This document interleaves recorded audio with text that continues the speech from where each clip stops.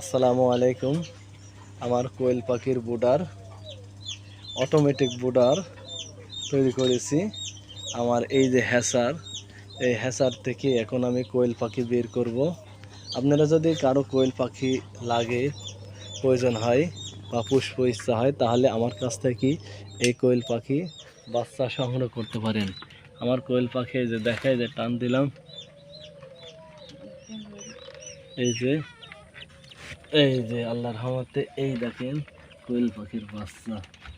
এই যে মাশাআল্লাহ, এই যে আল্লাহর রহমতে এই যে কত সুন্দর কোয়েল পাখির বাচ্চাগুলো উঠেছে। দেখুন, একটা ডিম দিয়েছিলাম বাহামার, একটি বাচ্চা উঠেছে। আরও কোয়েল পাখির এই যে ডিম দিয়েছি, দু একে বাচ্চা উঠবে।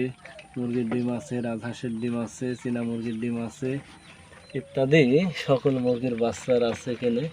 এই যে দেখুন, আল্লাহর মেহেরবানিতে অনেক বাচ্চা উঠেছে। এখন বাচ্চাগুলো আমি বুডার করব, বুডারে দিয়ে দেবো।